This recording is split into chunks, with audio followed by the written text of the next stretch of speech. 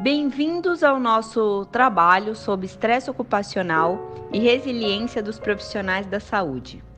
Nesse trabalho, exploraremos os desafios enfrentados por esses heróis do cotidiano e como eles cultivam a resiliência para superar esses obstáculos.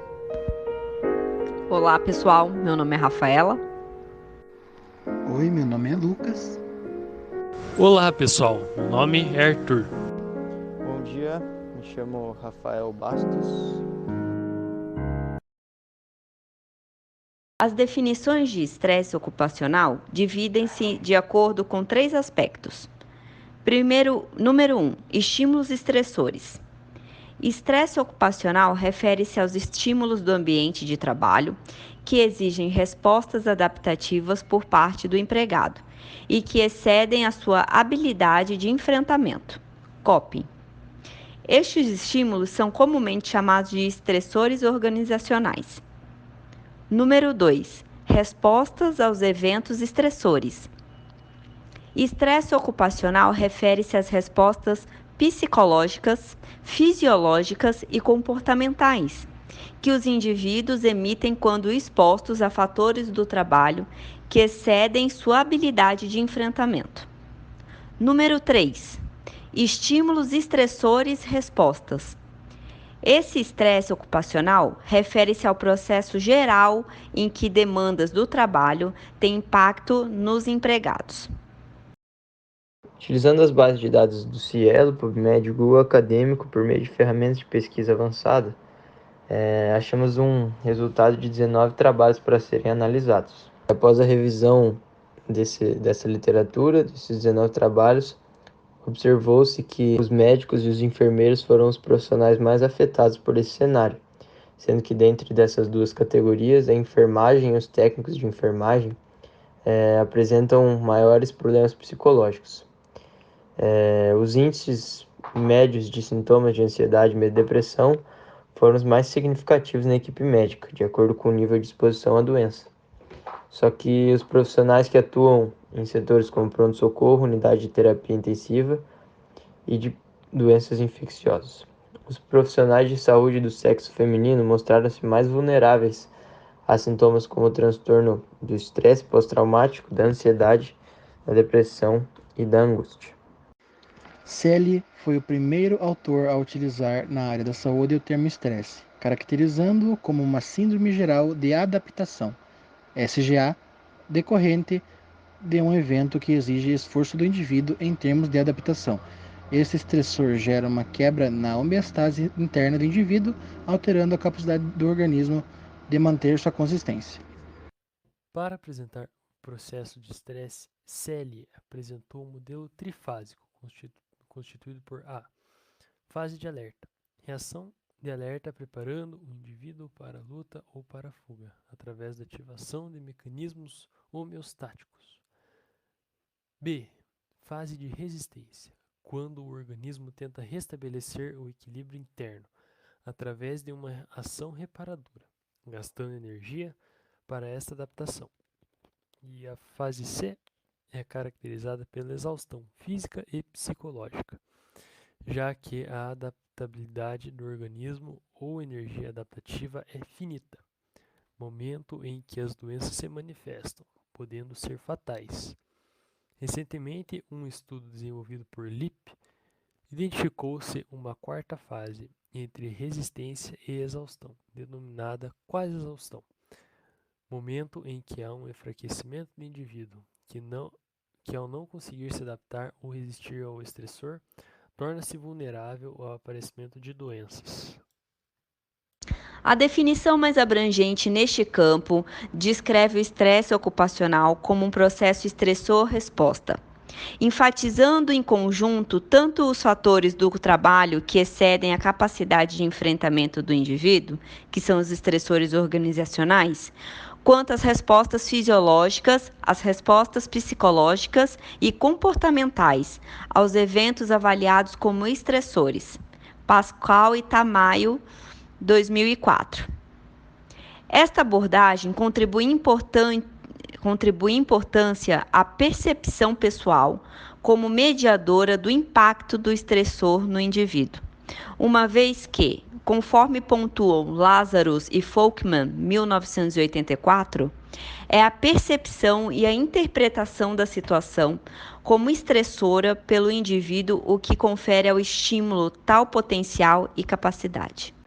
Bom, nesse sentido, o estresse ocupacional é definido como a soma das respostas físicas e mentais, bem como as reações fisiológicas, que, ao serem intensificadas de modo a exceder a capacidade de enfrentamento do indivíduo, se tornam em reações emocionais negativas, segundo Flaxman e Yarker no seu estudo de 2007.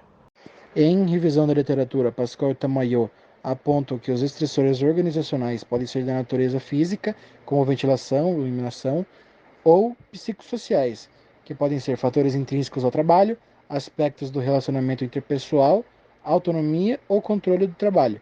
Na área do estresse ocupacional, o modelo demanda-controle de Karasek tem se tornado referência, propondo que, a partir de duas dimensões psicossociais, controle do trabalho e demanda psicológica oriunda do trabalho, identifique-se situações ocupacionais que causam impacto na saúde do indivíduo. Impactos de estresse ocupacional. As respostas psicológicas mais frequentemente associadas ao estresse ocupacional são ansiedade, insatisfação e depressão. O estresse ocupacional apresenta impacto negativo na saúde dos trabalhadores, bem como no funcionamento das organizações, ocasionando perda de produtividade, diminuição da qualidade dos produtos e dos serviços prestados. Como reação ao estresse ocupacional crônico, os trabalhadores podem desenvolver o burnout, uma síndrome psicológica decorrente de uma má adaptação a um trabalho estressante, prolongado e com elevada carga atencional. O burnout possui 3 dimensões: esgotamento emocional, despersonalização e redução da realização pessoal. Maslach e Schauffele-Leiter, 2001. Eu não sei como fala direito, mas vocês entenderam. A síndrome de burnout apresenta consequências tanto para a organização quanto para a saúde do trabalhador. Entre as primeiras se situam a força de trabalho alijada de sua inovação, dedicação, criatividade e produtividade. Maslach e Leiter, 1999. Em relação ao impacto na saúde, os trabalhadores podem apresentar indicadores de estresse ou alguma disfunção da saúde mental, como ansiedade e queda da autoestima, juntamente com a diminuída capacidade de enfrentar estressores crônicos.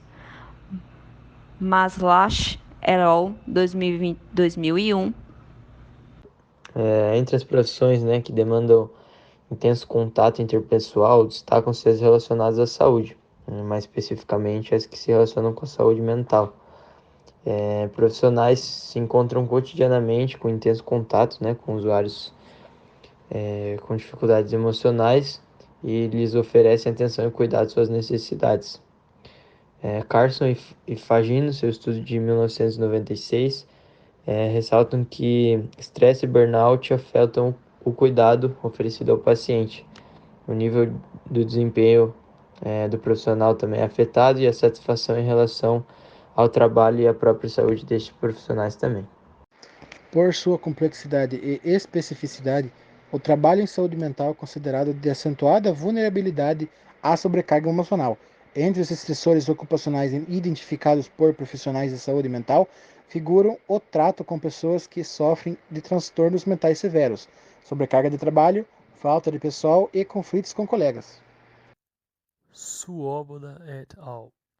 Encontraram que a ambiguidade de função, conflitos na equipe, a doença do usuário e a falta de tempo constituem aspectos do trabalho vivenciados como estressantes, ao passo que o contato com usuários e com a equipe foram percebidos como recompensadores.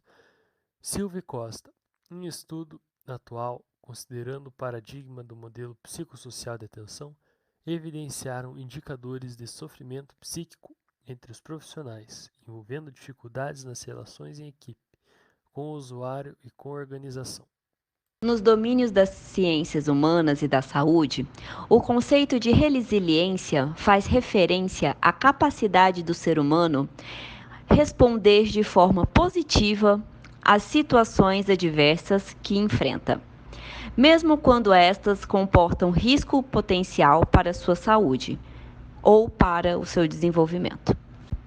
Um estudo longitudinal que representa um marco inicial para o desenvolvimento da pesquisa sobre resiliência foi conduzido por Michael Hutter, que acompanhou durante 10 anos, de 1979 a 1989, 125 crianças, cujos pais eram portadores de doença mental.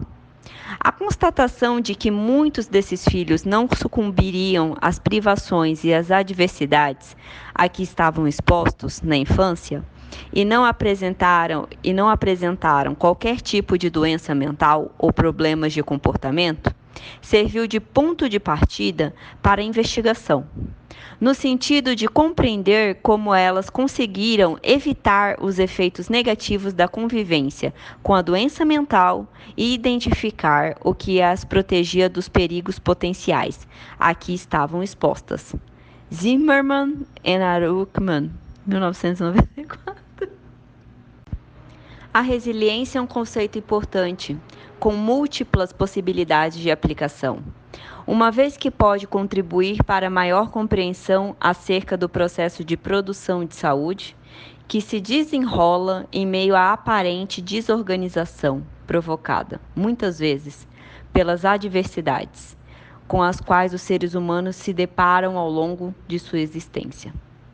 Principalmente em termos de desenvolvimento humano, a resiliência ajuda a explicar o porquê de algumas crianças expostas a situações de risco são suscetíveis de manifestar problemas emocionais e comportamentais e outras não. A resiliência, segundo Hutter, seria resultante da interação entre fatores genéticos e ambientais, os quais também oscilam em sua função, podendo atuar como proteção em certos momentos e em outros como um fator de risco. Assim, para compreender por que algumas pessoas se mostram resilientes apenas em determinadas situações, é imprescindível examinar, primeiramente, essas interações, considerando-as a partir do contexto em que acontecem e do momento histórico vivido pela pessoa, já que ambos influenciam na forma de como a adversidade é experienciada e, consequentemente, na resposta do sujeito aos problemas. Esse autor ressalta ainda que esta capacidade para superar as adversidades inclui desde a habilidade da pessoa para lidar com as mudanças que acontecem em sua vida, sua confiança na própria autoeficácia e até o repertório de estratégias e habilidades que dispõe para enfrentar os problemas com os quais se depara. Agradecemos a presença de todos e aqui separamos uma reportagem para vocês terem ideia de como foi estressante o período da Covid-19 e como os profissionais da área da saúde atuaram nesse momento. 8 em cada 10 profissionais de enfermagem apresentaram sintomas da síndrome de burnout durante a pandemia. O dado é de uma pesquisa do Conselho Regional de Enfermagem de São Paulo. Essa doença, síndrome de burnout, é causada pelo esgotamento físico e mental.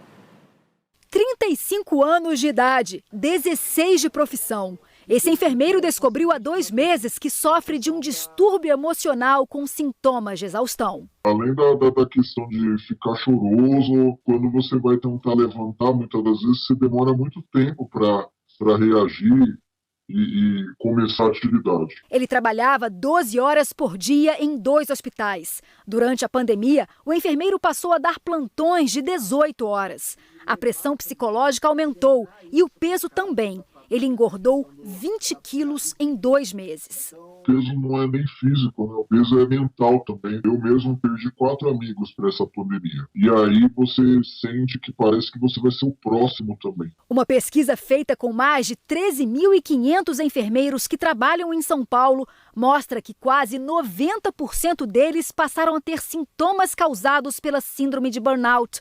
Mais de 85% não estão fazendo tratamento psicológico e mais de 90% dizem ter medo de transmitir o novo coronavírus para os parentes. Essa preocupação, somada a horas e horas dentro de hospitais, tem afetado a saúde mental desses profissionais. O estresse emocional pode causar ansiedade e desencadear uma série de sintomas que atingem em cheio a qualidade de vida dos enfermeiros, técnicos e auxiliares de enfermagem. Mais de 70% disseram que têm insônia e vontade de chorar.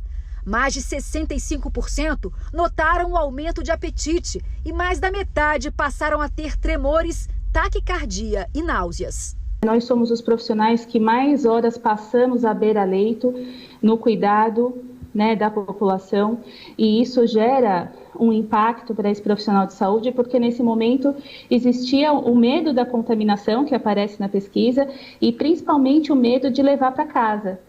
De acabar transmitindo para as pessoas que amam. Hoje o enfermeiro toma antidepressivo e um remédio para estimular a concentração.